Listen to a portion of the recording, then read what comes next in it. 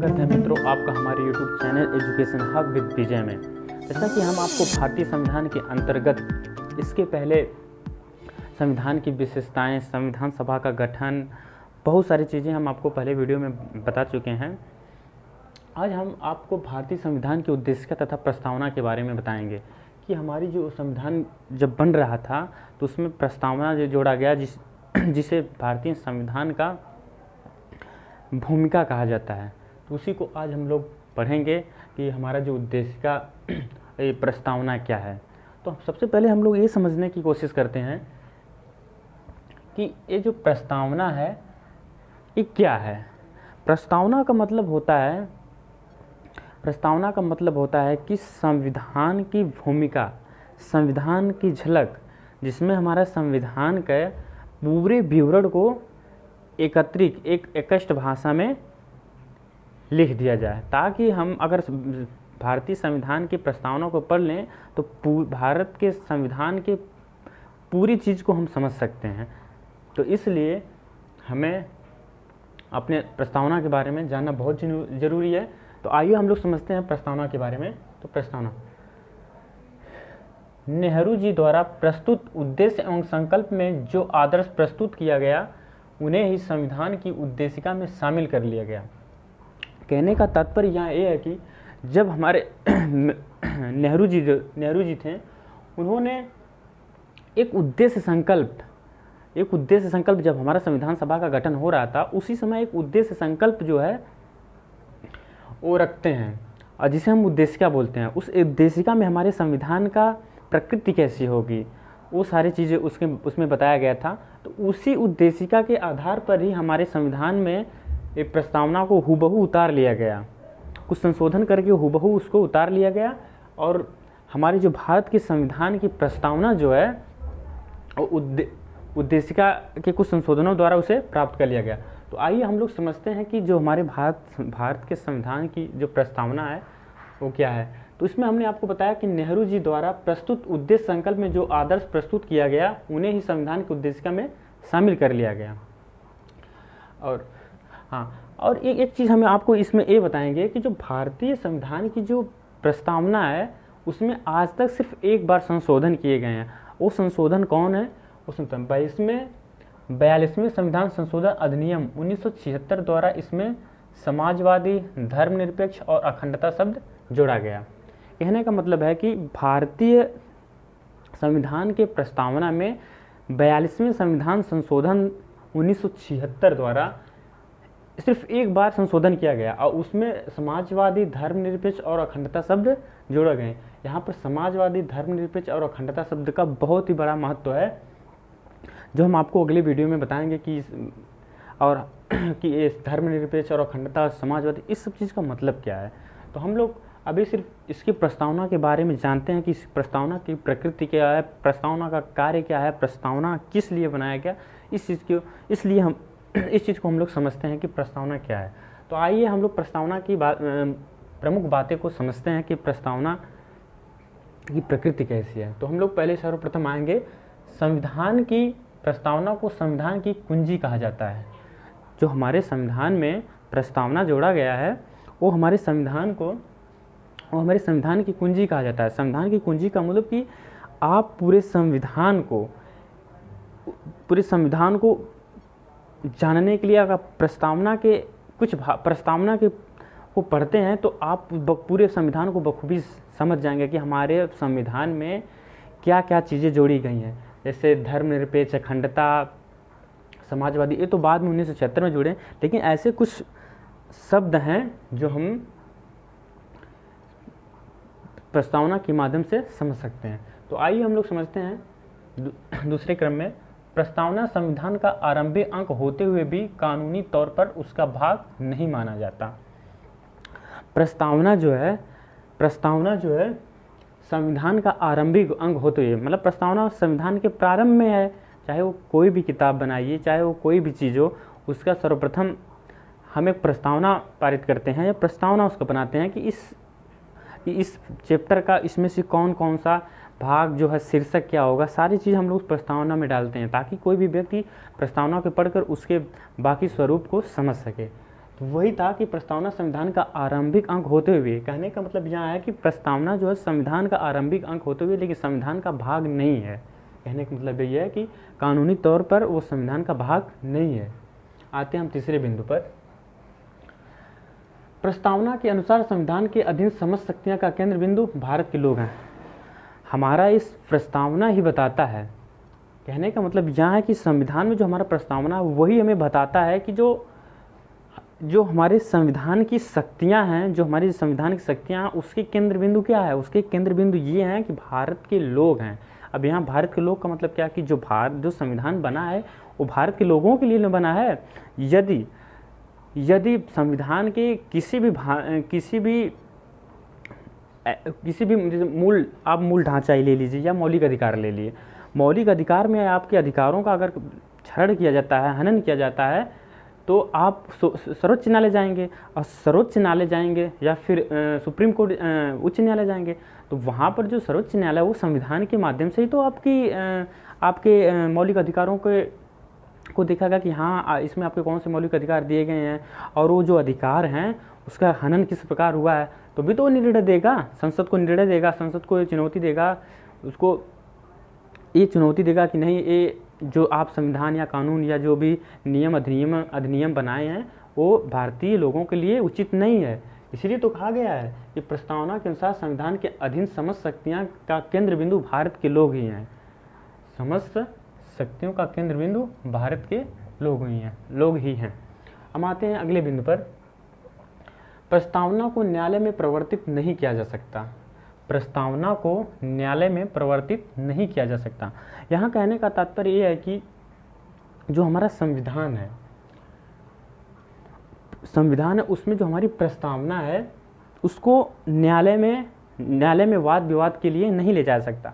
यदि हमारे प्रस्तावना में कोई सरकार या कोई व्यक्ति उसमें छेड़छाड़ करता है तो हमें ये अधिकार नहीं दिया गया है कि हम उसको सुप्रीम कोर्ट या फिर न्यायालय, उच्च न्यायालय में, किसी भी अधीनस्थ न्यायालय में, किसी भी न्यायालय में ले जाकर हम उस पर वाद विवाद नहीं कर सकते। कहने का मतलब हमारा यही है, न्यायालय में प्रवर्तित नहीं किया जा सकता।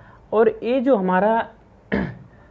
ये जो एक केस जो हमारा था, एक केस हमारा कब उठा था कि जो हमारा संविधान का जो प्रस्तावना है वो वाद विवाद योग्य नहीं है। ये जो हमारा यूनियन ऑफ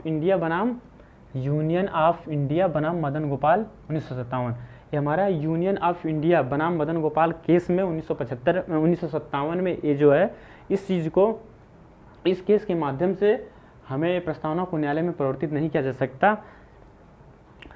का अधिकार दिया गया।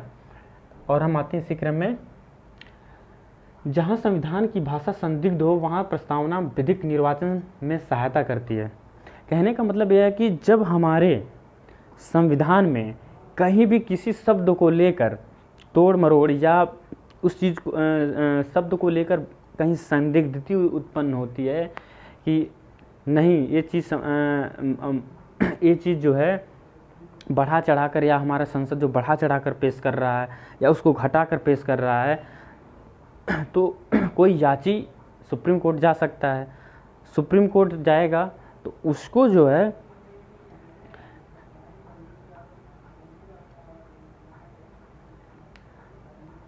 जो हमारा सुप्रीम कोर्ट है उसको ये अधिकार देगी कि प्रस्तावना, हाँ, पर यहाँ पर संविधान की जो भाषा के संदिग्ध होती है तो प्रस्तावना के जो कहने का मतलब यहाँ ये है कि प्रस्तावना जो है उसमें से स्पष्ट रूप से भाषा का प्रयोग किया गया है। उस भाषा के माध्यम से आप जो है उसकी भाषा को समझ सकते हैं, सहायता ले सकते हैं। मतलब संविधान जो है, संविधान में किसी भाषा का अगर अच्छे तरीके से अगर स्पष्ट रूप से नहीं लिखा गया है किसी चीज़ को, तो हम संविधान की प्रस्तावना के माध्यम से उस चीज़ को हम लोग समझ सकते हैं। और ये कब हुआ था? ये हमारा बेरूबाड़ी यूनियन वाद 1960 में, यानी ये जो ये केस हुआ था कि बेरूबाड़ी जो हमारे हैं महोदय जी, इन्हीं के ये सुप्रीम कोर्ट में जाते हैं और इस चीज़ को लेकर जाते हैं। एक केस था जिसे हम बेरूबाड़ी यूनियन वाद कहते हैं। उसी केस में ये हुआ था कि संविधान की कुछ प्रतियां जो है समझ में नहीं आ रही थी। संविधान की कुछ प्रतियां जब समझ में नहीं आ रही थी तो ये बेरूबाड़ी जो है वो यूनियन मतलब भारतीय संघ के खिलाफ जाते हैं कहाँ, सुप्रीम कोर्ट में। और ये घटना कब घटती है, प्रस्तावना को लेकर। प्रस्तावना को लेकर प्रस्तावना को लेकर अभी घटना क्यों घटती है, प्रस्तावना को लेकर घटना इसलिए घटती है कि भारतीय संसद जो है प्रस्तावना में संशोधन करने जा रही थी। तो वो उसी समय हमारे बेरूबाड़ू महोदय जी भारत संघ के खिलाफ सुप्रीम कोर्ट जाते हैं कि क्या जो संविधान की भाषा अगर संदिग्ध होती है तो क्या ये हम संविधान की भाषा संदिग्ध होती है, क्या प्रस्तावना की भाषा को हम आधार मान सकते हैं। उसी समय हमारा ये सुप्रीम कोर्ट जो है, सुप्रीम कोर्ट ये आदेश देता है कि हाँ, प्रस्तावना की भाषा को संविधान की अगर भाषा संदिग्ध होती है तो उसको आधार माना जा सकता है। ये हमारा बेरूबाड़ी यूनियनवाद 1960 में ये केसेस जाता है। हाँ, वहाँ पर एक चीज़ और निकल के आती है कि प्रस्तावना को संविधान का अंग नहीं माना गया। सर्वोच्च न्यायालय ने वहाँ पर ये आदेश दिया कि जो हमारा प्रस्तावना हो संविधान का अंग नहीं है। लेकिन बाद में क्या होता है, बाद में होता है केशवानंद भारती बनाम केरल राज्यवाद। ये जो केसेस हैं ये बहुत ही इंपॉर्टेंट है। ये जो केसेस हैं बहुत ही इंपॉर्टेंट है। इसी केसेस के माध्यम से हम अपने कुछ चीज़ें ऐसी हैं जैसे मूल ढांचा हुआ, मौलिक अधिकार का मूल ढांचा जो हुआ, इसी केसेस से निकल के आया है। और आज जो हम लोग अपने संविधान, अपने मौलिक अधिकारों का और जो रक्षा की बात करते हैं तो कहीं ना कहीं हमारे केशवानंद भारती बनाम का केशवानंद भारती बनाम केरल राज्यवाद का ही एक देन है कि हमारे संविधान में एक मूल ढांचा शब्द जोड़ा गया जिसमें मौलिक अधिकारों से रिलेटेड, यानी कि कुछ संविधान की ऐसी चीज़ें उसमें जोड़ दी गई कि उसमें से संशोधन नहीं किया जा सकता। तो ये बेरूबाड़ी यूनियनवाद 1960 में प्रस्तावना को संविधान का अंग नहीं माना था, किसने, सर्वोच्च न्यायालय ने। फिर लेकिन केसेस ये होता है कि केशवानंद भारती बनाम केरल राज्यवाद 1973 में प्रस्तावना को संविधान का अंग मान लिया जाता है।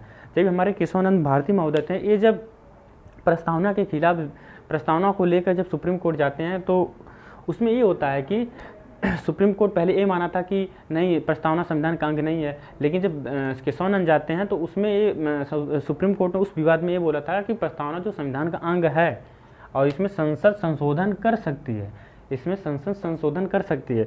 हाँ, अब इसी केसेस में हमको एक और चीज़ निकलती है सीधी, संसद संशोधन कर सकती है लेकिन किस चीज़ को संशोधन नहीं कर सकती। तो वही चीज़ हम लोग आप लोग समझेंगे कि एक चीज़ क्या थी कि केशवानंद भारतीवाद में ही सर्वोच्च न्यायालय ने मूल ढांचा का सिद्धांत यानी कि थ्योरी ऑफ बेसिक स्ट्रक्चर दिया और प्रस्तावना को संविधान का मूल ढांचा माना। यहाँ एक बात ये समझ में आनी, ये चीज़ निकल के आता है, इसके से ये चीज़ निकल के आता है कि केशवानंद भारती बनाम सर्वोच्च न्यायालय में, यानी कि जब हमारे केशवानंद महोदय जी जब सुप्रीम कोर्ट जाते हैं इस प्रस्तावना को लेकर, मतलब इस केसेस को लेकर जाते हैं, तब वहाँ पर एक चीज़ निकल के आती है, संविधान का मूल ढांचा। और संविधान का मूल ढांचा का मतलब ये है कि संविधान में मूल ढांचा शब्द जोड़ दिया गया और उसमें कुछ मौलिक अधिकार और संविधान के कुछ ऐसे पहलू जोड़ दिए गए हैं, कुछ ऐसे अनुच्छेद जोड़ दिए गए हैं जिसमें संसद संशोधित नहीं कर सकती। संविधान में जो कुछ ऐसे अनुच्छेद हैं जिसमें संसद संशोधन नहीं कर सकती, संसद मूल ढांचा में संशोधन नहीं कर सकती। जो संसद हमारी है वो मूल ढांचा में संशोधन नहीं कर सकती। हाँ, एक चीज़ है, मजबूती और विस्तारीकरण के लिए कर सकती है।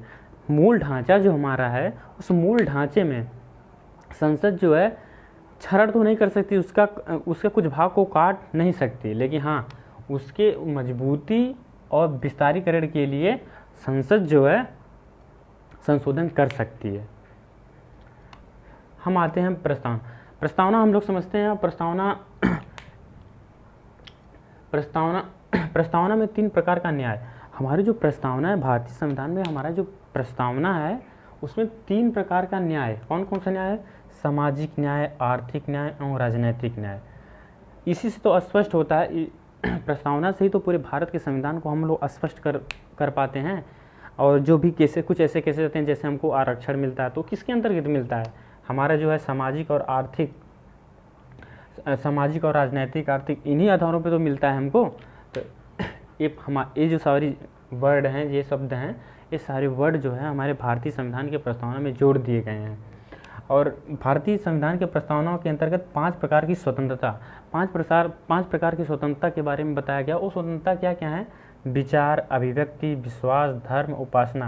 यानी कोई भी व्यक्ति अपने विचारों, अभिव्यक्ति की स्वतंत्रता, विश्वास, वो किसी धर्म में विश्वास कर सकता है, धर्म, वो अपने धर्म को मान सकता है, उपासना, वो अपने धर्म को पूजा अर्चना या प्रचार कर सकता है। ये सारी स्वतंत्रताएं प्रस्तावना के अंतर्गत दी गई हैं। हम आपको ये बेरुवाड़ी बनाम यूनियन, ये जो केसेज हैं बहुत ही इंपॉर्टेंट है। केशवानंद महोदय जी, इन्हीं के इसी केस में तो हमारा मूल ढांचा वर्ड निकल के आया था। केशवानंद भारती बनाम में ही मूल ढांचा वर्ड निकल के आया था, और ये मूल ढांचा बहुत ही इंपॉर्टेंट है। इसमें संविधान के कुछ अनुच्छेद और मौलिक अधिकारों को इसमें जोड़ दिया गया है, कुछ मौलिक अधिकारों को इसमें जोड़ दिया गया है जिसमें संसद संशोधन नहीं कर सकती, मूल ढांचा।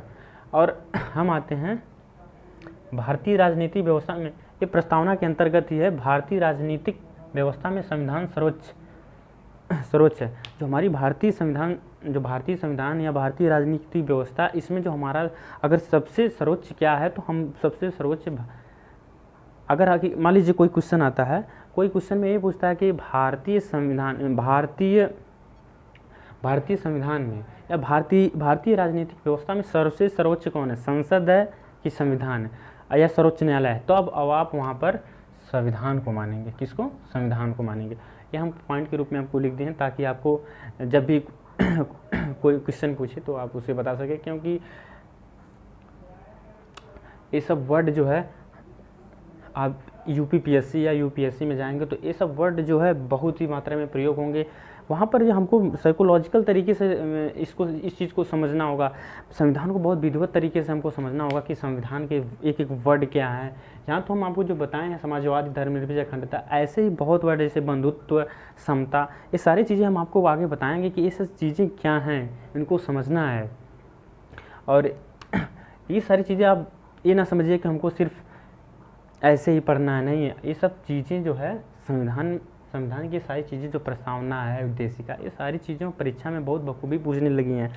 आज मल्टीपल चॉइस क्वेश्चन जो हम लोग मारते थे, टिक मारते थे, उसका ज़माना गया। अब हम आपको और हाँ परीक्षाओं में जो है कि एकदम ऐसा क्वेश्चन आ रहा है कि अगर हम डिटेल नहीं पढ़ेंगे तो उसको नहीं कर पाएंगे। तो इसलिए ज़रूरी है कि किसी चीज़ को डिटेल समझा जाए और पढ़ा जाए।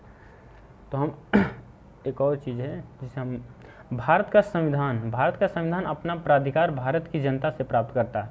ये हम आपको पहले ही बता चुके हैं कि भारत का संविधान जो अपनी शक्ति है वो भारत के लोगों से ही प्राप्त करती है। ये हम आपको पहले ही बता चुके हैं।